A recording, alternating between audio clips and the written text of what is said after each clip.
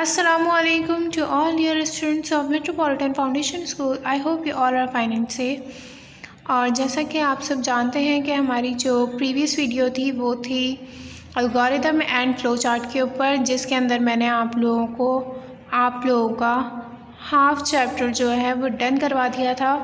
और अब इस वीडियो के अंदर हम अपना लेफ़्ट वर्क जो है इस यूनिट के अंदर वो कंप्लीट करेंगे। एंड देन आप लोगों के जो भी कन्फ्यूजन हो, जो आप लोगों को इस चैप्टर के अंदर समझ नहीं आए हों, वो आप लोग मुझसे आपके ग्रुप की प्राइवेसी के दौरान पूछ सकते हैं।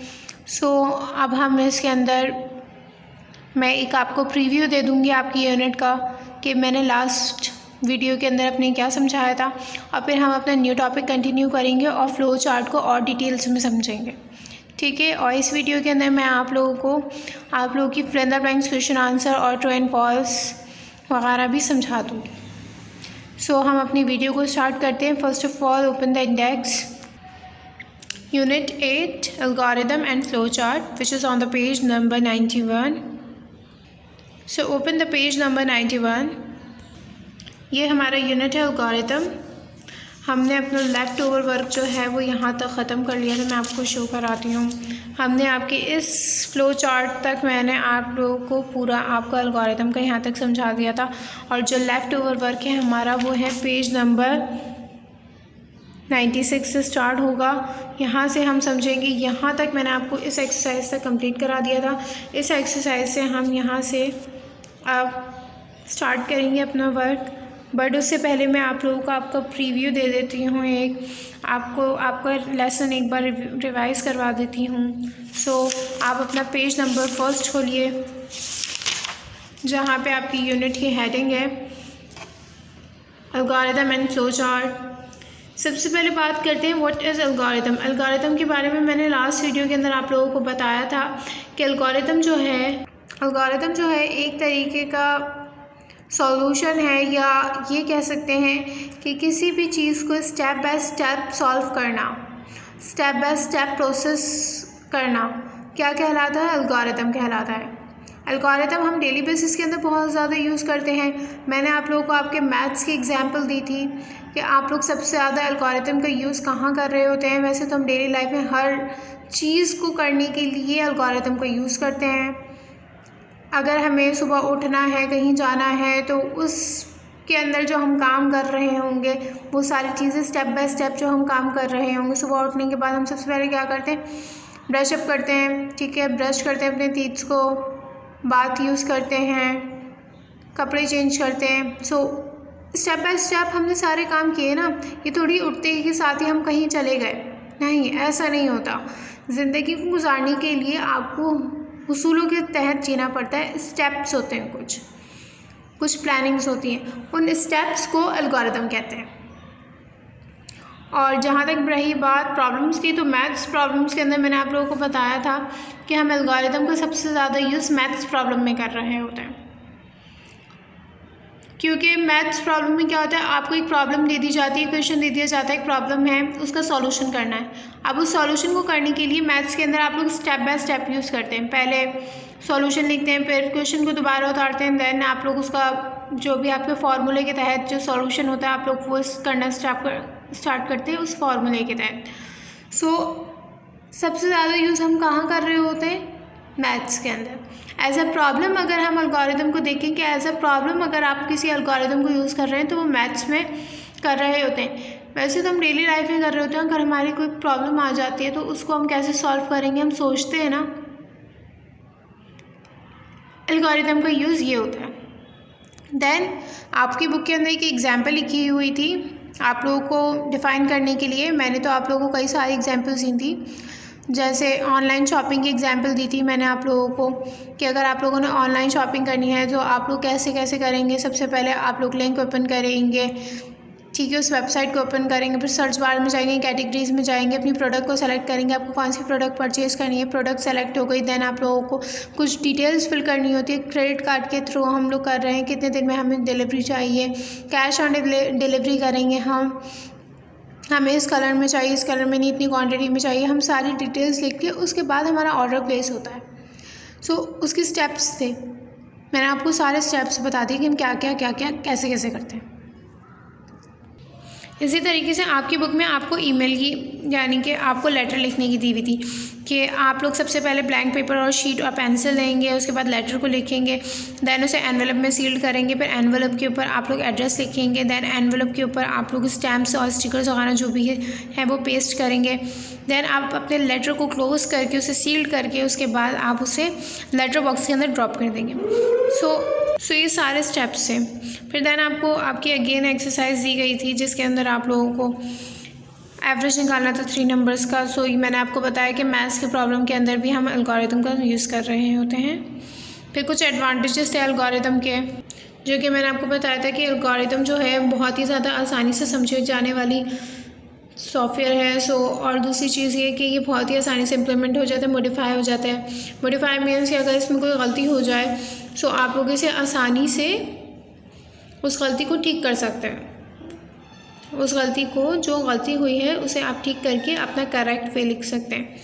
देन ये किसी भी एक पर्टिकुलर लैंग्वेज के ऊपर डिपेंड नहीं करता। जैसे कि मैंने आप लोगों को बताया था, आप लोगों को जावा लैंग्वेज, C++ लैंग्वेजेस मैंने आप लोगों को पढ़ाई थी या ऑनलाइन में ही पढ़ाई थी। सो और क्लास में भी कुछ बच्चों को पढ़ाई थी। सो ये किसी एक पर्टिकुलर लैंग्वेज के ऊपर डिपेंड नहीं करता, इसकी सबसे अच्छी बात ये है। फिर रूल्स, इसको लिखने का सबसे ज़्यादा यानी कि इम्पॉर्टेंट रूल जो होता है वो ये होता है कि आपने सबसे पहले स्टार्ट लिखना है, ठीक है। अपने स्टेटमेंट लिखना है, प्रॉब्लम लिखनी है, देन आपने स्टार्ट लिखना है, फिर अपने स्टेटमेंट को क्लियरली लिखना है आप लोगों ने, फिर स्टॉप करना है, ठीक है। मैं आप लोगों को जिसकी सबसे अच्छी जो यानी कि करेक्ट वे था बिल्कुल वो मैं आप लोगों को दिखाती हूँ। वैसे तो मैंने लास्ट वीडियो में भी अपनी समझा दिया था बट फिर भी मैं आप लोगों को दोबारा समझा रही हूँ। ये रहा, सबसे पहले आप लोगों ने स्टार्ट करना है, देन आप लोगों ने रीड मतलब अपनी प्रॉब्लम लिखनी है 1 N1 N2 N3, ठीक है। फिर हमने इसका सम करना है। ये एक तरीके की मैथ्स प्रॉब्लम की एवरेज निकालना है, एवरेज मीन निकालना है हमें 3 ऑफ दैम का। सो हमने उसे सम कर लिया, फिर एवरेज जो हमारा सम होगा उसे डिवाइडेड बाय 3 कर देंगे, फिर प्रिंट एवरेज करेंगे, फिर स्टॉप। एंड स्टार्ट और स्टॉप इसके सबसे मेन पर्पसेस होते हैं।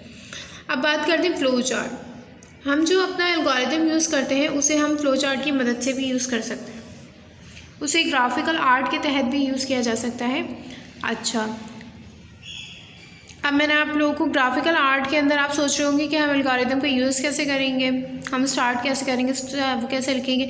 सो स्टार्ट और स्टॉप के लिए जो हमारा सिंबल यूज़ होता है ग्राफिकल प्रेजेंटेशन के लिए वो ओवल शेप के अंदर यूज़ किया जाता है। अच्छा, इनपुट के लिए हम पैरेललोग्राम यूज़ करते हैं, इनपुट के लिए प्रिंट सम के लिए जैसे यहाँ पे प्रिंट एवरेज था तो हम लोग यहाँ पे क्या यूज़ करेंगे दिस, और पैरेललोग्राम यूज़ करेंगे। इनपुट आउटपुट प्रिंट सम, इसके लिए हम पैरेललोग्राम यूज़ करते हैं का सिंबल यूज़ करते हैं। फिर हम प्रोसेसिंग के लिए हम लोग कौन सा यूज़ करते हैं, रेक्टेंगल यूज़ करते हैं। मतलब अगर हम प्लस वगैरह कर रहे हैं सो हम जो प्रोसेस अपना स्टेप बाय स्टेप लिख रहे होंगे वो किस में लिखेंगे, रेक्टेंगल में लिखेंगे, ठीक। उसके बाद आता है डिस्कशन। डिस्कशन मीन्स कि अगर आप किसी चीज़ दो चीज़ों के अंदर कंफ्यूज हो जाए कि ये ठीक है या ये ठीक है, तो हम लोग क्या करेंगे कि इसके अंदर हम डायमंड शेप का बॉक्स यूज़ करेंगे, दोनों इनपुट्स को पुट करेंगे, दोनों वैल्यूज़ जिसके अंदर हम कंफ्यूज होंगे, और उसके बाद हमें वो आंसर के अंदर बता देगा, ये वाला येस के अंदर बता देगा कि ये ठीक है और ये ठीक नहीं है। फॉर एग्ज़ाम्पल हमसे पूछा गया था A is greater then B, क्या A B से बड़ा है, तो उसे हमें प्रिंट में बता दिया। लेट सपोज कि हम कंफ्यूज हो गए थे उसके अंदर, तो उसने हमें प्रिंट के अंदर बता दिया कि print A is bigger and print B is less than A, उससे हमें नो की सूरत में बता दिया। ये सिर्फ कन्फ्यूजन दूर करने के लिए, डिस्कस करने के लिए यूज़ किया जाता है एल्गोरिथम के अंदर। देन आ जाते हैं हम अपनी फ्लो लाइन के ऊपर। फ्लो लाइन जो है वो एक से एक बॉक्स को आपस में कनेक्ट करती है, एक से एक फ्लो चार्ट को आपस में कनेक्ट करती है।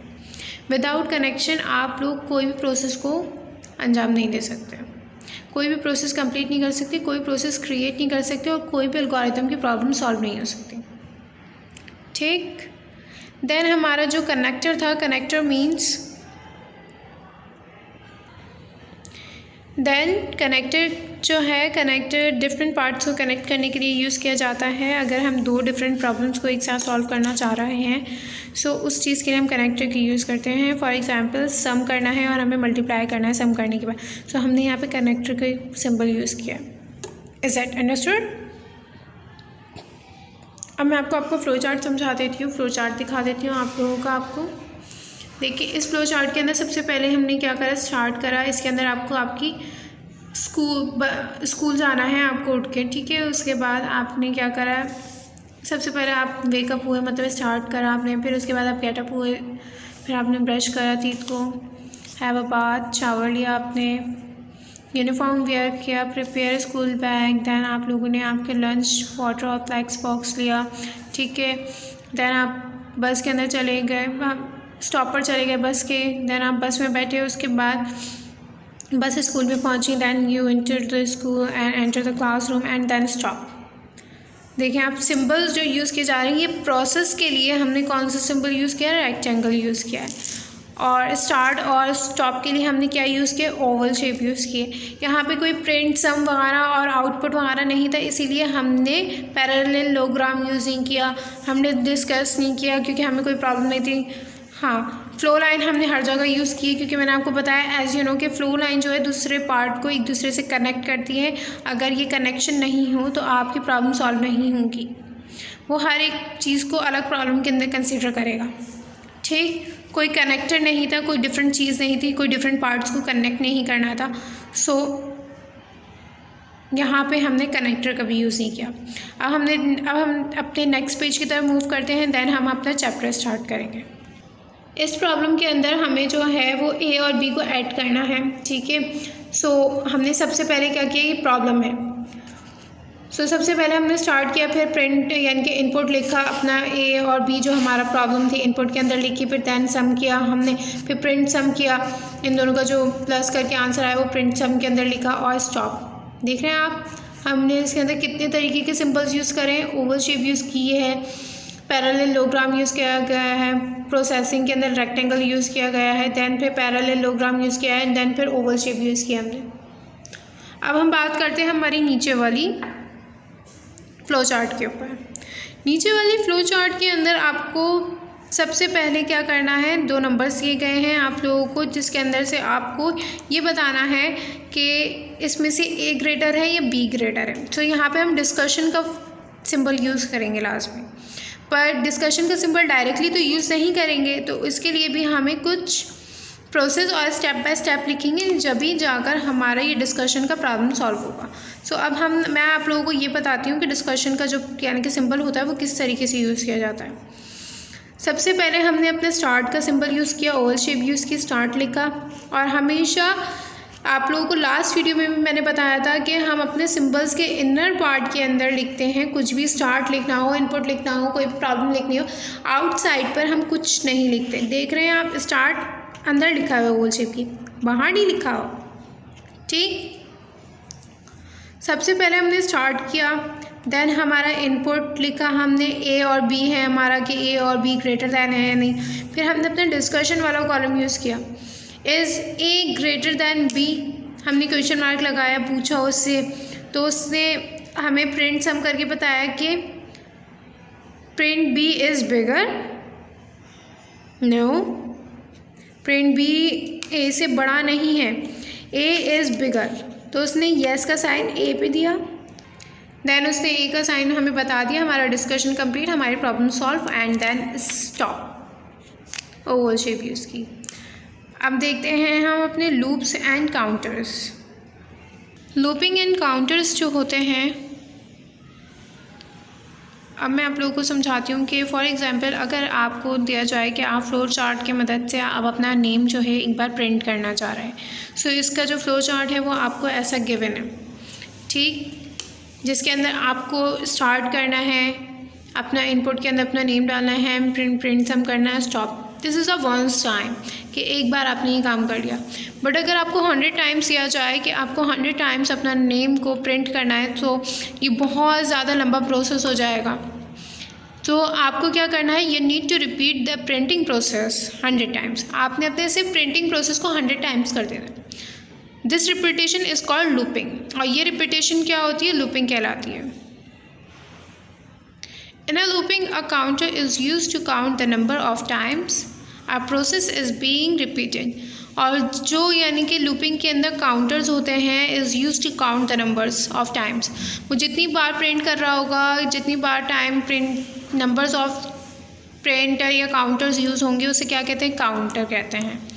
ठीक है, अब इसकी अनदर एग्जांपल के थ्रू मैं आपको और समझाऊंगी ताकि आप लोगों को ये और अच्छे से समझ आ जाए। आप मूव आउट करते हैं, आपको सिर्फ अपने प्रिंटिंग प्रोसेस जो है ना, आपको इसको 100 टाइम्स कर देना है। ये सब का सब ऐसे ही रहेगा, सिर्फ इसे 100 टाइम्स कर देना है। अगर आप लोग बार बार 100 टाइम्स सिर्फ इसी प्रोसेस को पूरा लिखेंगे तो बहुत लंबा हो जाएगा ना।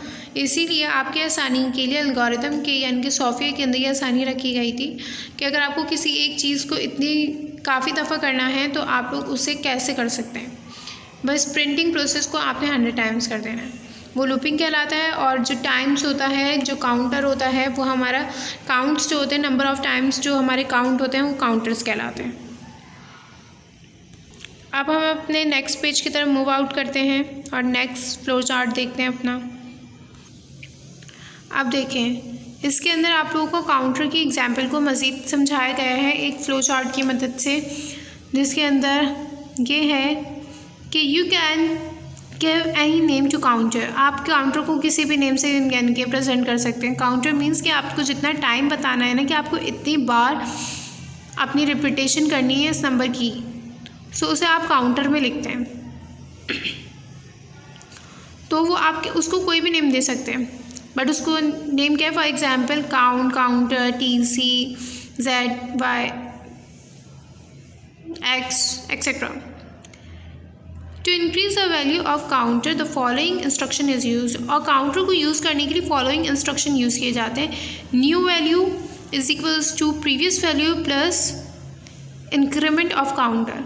न्यू वैल्यू लिखी जाती है, प्रीवियस वैल्यू लिखी जाती है। न्यू वैल्यू के अंदर क्या करेंगे, प्रीवियस वैल्यू लिखेंगे हम, और इंक्रीमेंट ऑफ काउंटर मतलब आपने जितनी बार पहले करा होता है, मतलब फॉर एग्जांपल मैंने अपना नेम एक बार प्रिंट करना चाहा था, उसके बाद मैं उसे 100 टाइम्स करना चाहती हूँ, तो मेरी प्रीवियस वैल्यू क्या थी, 1 थी। देन मैं उसे 100 टाइम्स करना चाहती हूँ तो मैं उसे 99 टाइम्स और इंक्रीमेंट करूँगी उसका। If TC is a counter, so you can write is equals to TC is equals to TC plus 1. As you can see, हम इस तरीके से उसे लिखेंगे। अब मैं आपको आपका फ्लो चार्ट दिखाती हूँ। सबसे पहले फ्लो चार्ट के अंदर हमने क्या करा है, सिंबल यूज़ करा है स्टार्ट का। देन हमने प्रोसेसिंग के अंदर अपना TC यूज़ किया है, मतलब काउंटर यूज़ किया है। Counter is equals to 0, counter अभी कुछ भी नहीं है। देन हम अपना नेम पुट करेंगे, प्रिंट नेम करेंगे। पर TC के अंदर हमने क्या कहा है, TC is equals to TC1। फिर उसमें हमें डिस्कशन करना है कि TC जो है TC greater 100 is greater then TC, तो उसने हमें बोला नो, क्योंकि TC बड़ा है 100 से, क्योंकि TC प्लस कितना हो गया 101। सो हमें अपना नेम कितनी बार प्रिंट करेंगे, हम अपना 101 टाइम। I hope. और दूसरी चीज़ ये कि यहाँ पर भी आपको एग्जैक्टली सेम दिया गया है, start TC is equal to 0, print AB product आ गया, हमारा मल्टीप्लाई करना है हमें। देन हमारा प्रिंट प्रोडक्ट आ गया, फिर TC हमने निकाला इसका। TC के अंदर क्या है हमारा, TC is greater then 100 greater than नहीं है TC पर, ठीक है। सो हमने क्या करा, स्टॉप कर दिया, हमारा यहाँ पे ख़त्म हो गया। अब आप अपना लास्ट में एक पैराग्राफ रीड कर लीजिए। Now take other example of concept and printing the product of 2 numbers and repeated this process 10 times. Here TC is counter, product is product of 2 numbers. TC जो है काउंटर के अंदर consider किया जा रहा है, जैसे कि मैंने आपको बताया। इसमें हमें 10 टाइम्स अपने TC को निकालना है। सो अब हम अपने एक्सरसाइजेस की तरफ मूव आउट करते हैं, और एक्सरसाइजेस के अंदर भी कुछ फ्लो चार्ट दिए हैं, मैं आपको वो भी समझाती हूँ। पेज नंबर 99 के ऊपर आपको एक फ्लो चार्ट गिवन है, ठीक है। इसके अंदर क्या करना है, complete flow chart to find the biggest of 3 numbers A, B and C। इसके अंदर से हमें बिगेस्ट नंबर निकालना है A, B एंड C के अंदर से। सबसे पहले हम यहाँ पे क्या लिखेंगे, इनपुट लिखेंगे। फिर इनपुट के अंदर सबसे पहले ओवल शेप के बॉक्स के अंदर हम क्या लिखते हैं, स्टार्ट लिखते हैं, और ओवल शेप में लास्ट में क्या लिखते हैं, स्टॉप लिखते हैं। ठीक है, उसके बाद इनपुट में हम क्या लिखते हैं, अपनी प्रॉब्लम लिखते हैं A, B एंड C। ठीक है, यहाँ पे आप A, B, C लिखेंगे। देन आप इज़ लिखेंगे। अब आपने अपना यानी कि जो हेडिंग बनाई है आप उसको लिखेंगे। हेडिंग में आपने क्या लिखना है, तो यहाँ पे हमें तीनों में से कंपैरिजन निकालना है। सबसे पहले हम पूछेंगे कि हमसे क्या पूछा गया है कि A is greater then B, is A is greater then B। यहाँ पर हमें ये भी फिल करना है, इज़ लिखेंगे पहले हम A ग्रेटर दैन B और क्वेश्चन मार्क। इसका जो आंसर हमारे पास आया है वो आया है नो। A जो है B से बड़ा है, A is greater then B, तो हम यहाँ पे लिखेंगे A इज़ बिगर, और नो पे क्या लिखेंगे, नो, B।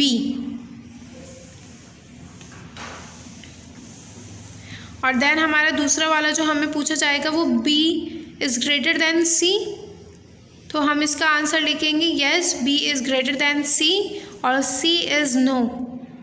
प्रिंट क्या करेंगे, C इज़ बिगर। ठीक है, no, C is not bigger. ठीक है, हम यहाँ पे ये लिखेंगे और देन स्टॉप हमारा। आई होप कि आपको ये यहाँ तक समझ आ गया होगा। अब हम मूव आउट करते हैं अपनी एक्सरसाइजेस की तरफ, क्वेश्चन आंसर की तरफ। क्वेश्चन आंसर मैं आपको दिखा देती हूँ आपकी बुक में। फर्स्ट क्वेश्चन जो है हमारे पास वो है व्हाट इज़ एन एल्गोरिथम, और ये फ्लो चार्ट वाली जो है ये आप लोगों से आप अपनी बुक में अपनी जस्ट फॉर लर्निंग के लिए कर लीजिएगा, ये कॉपी के अंदर नहीं करनी। ओके, कॉपी के अंदर नहीं करना, आपने जस्ट फॉर लर्निंग की है ये आपकी। अच्छा, हमारा जो फर्स्ट क्वेश्चन था वो क्या था हमारे पास, what is an algorithm. Algorithm का जैसे मैंने आपको बताया, algorithm is the step by step processing of solving any problem. Algorithm जो होता है वो एक तरीके की problem solve, step by step किसी भी प्रॉब्लम को सॉल्व करना होता है। अच्छा, right any 3 advantages of algorithm. Advantages of algorithm, first है they are easy to understand, they are easy to implement, they are easy to modify.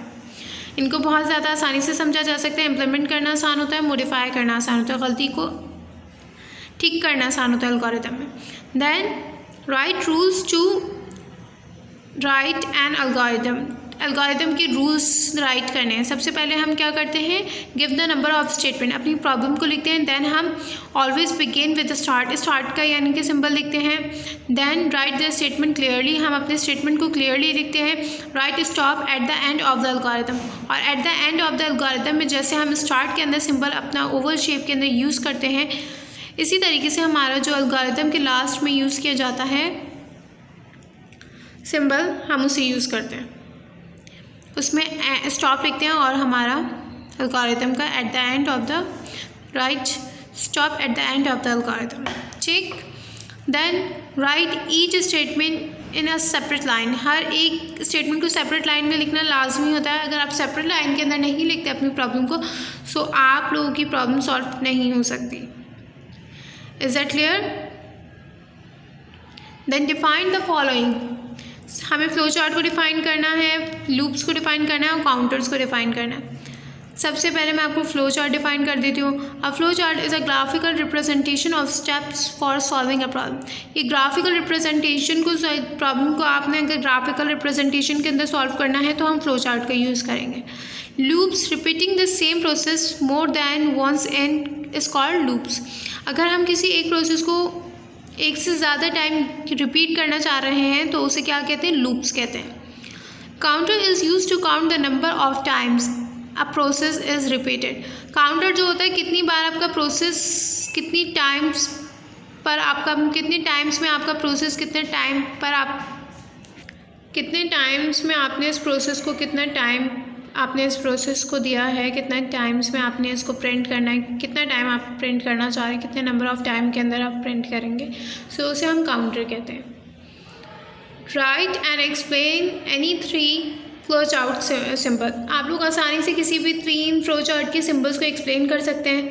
जैसे कि मैंने आप लोगों को बताया था कि आप लोग जो है ओवल शेप जो है वो स्टॉप और स्टार्ट के लिए यूज़ करते हैं, देन प्रोसेसिंग के अंदर आप रेक्टेंगल यूज़ करते हैं, डिस्कशन के लिए आप डायमंड यूज़ करते हैं, पैरेललोग्राम जो है वो आप इनपुट आउटपुट और प्रिंट सम के लिए यूज़ करते हैं। ठीक है, बहुत सारे सिंबल्स हैं, आप अपनी बुक में भी देख सकते हैं, मैंने आपको बहुत डिटेल में समझाया है।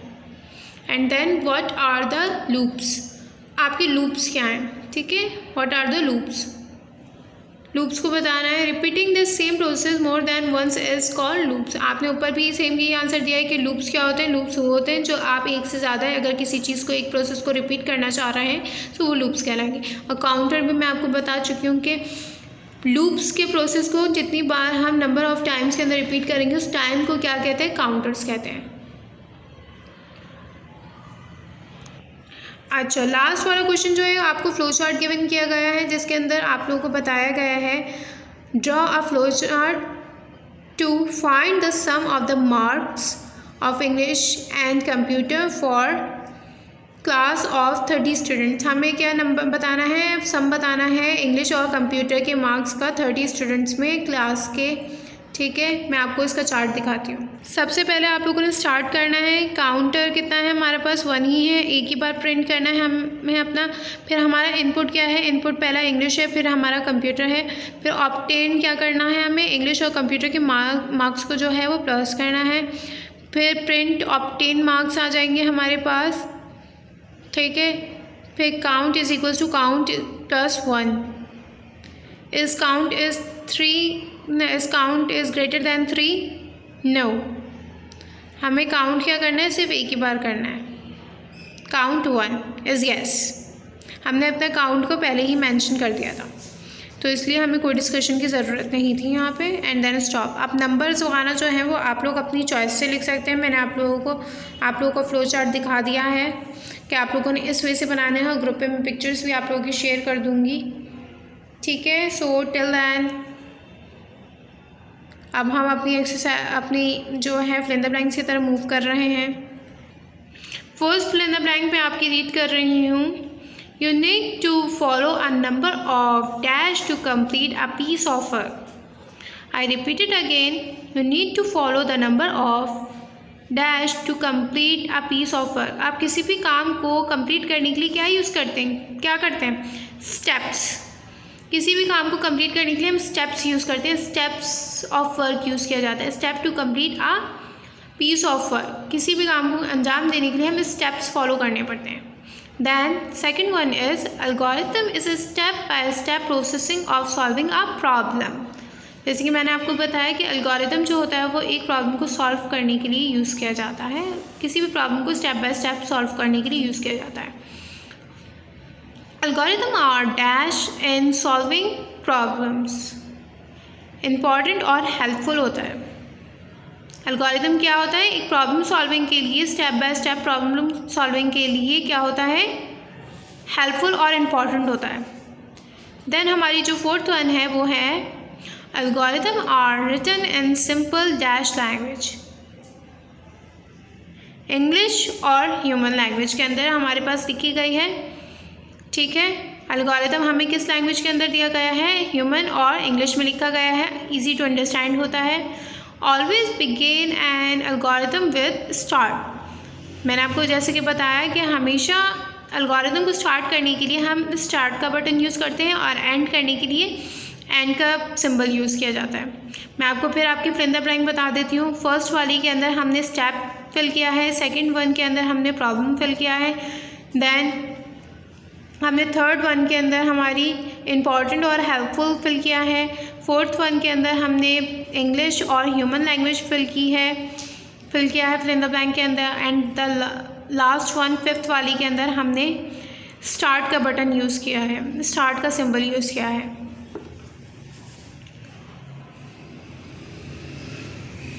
अच्छा, अब flow chart is option A को हम A flow chart is a graphical representation of steps of solving problem.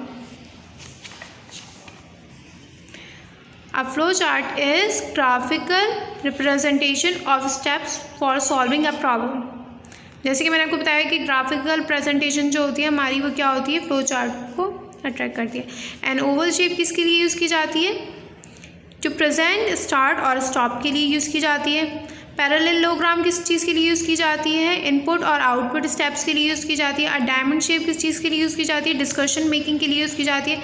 A circle is use to connect to different parts of a flow chart. अब यहाँ तक हमारी ये एक्सरसाइज ख़त्म हो गई हैं। अब एक ये वाली एक्सरसाइज है, ये आप लोगों को खुद करनी होगी, बट फिर भी मैं आपको बता देती हूँ कि हमने अपनी एल्गोरिथम के पीछे वाले एवरेज वाली के अंदर करा था ये कि ए और बी का हमें एवरेज निकालना था। तो हमने फर्स्ट ऑफ ऑल हमने क्या करा, स्टार्ट यूज़ किया, ठीक है। फर्स्ट स्टेप क्या यूज़ किया हमने, स्टार्ट का यूज़ करते हैं, स्टार्ट लिखेंगे, रीअरेंज करना है इसे। सेकंड हमने क्या करना है, हमने रीड यूज़ करना है, रीड का सिंबल सेकंड पर आ जाएगा, ठीक है। फिर उसके बाद हमारा सम वाला सिंबल जो है वो थर्ड पे आ जाएगा, फिर प्रिंट वाला सिंबल जो है हमारा फोर्थ पे आ जाएगा, और फिफ्थ के अंदर क्या आ जाएगा, स्टॉप आ जाएगा। और आपकी ये वीडियो यहाँ तक ख़त्म हो गई। सो आप लोग ये चैप्टर अच्छे से याद पढ़ लीजिएगा, और जो समझ नहीं आए वो आप लोग ग्रुप की प्राइवेसी पे पूछ सकते हैं। सो टिल देन अल्लाह हाफ़िज़।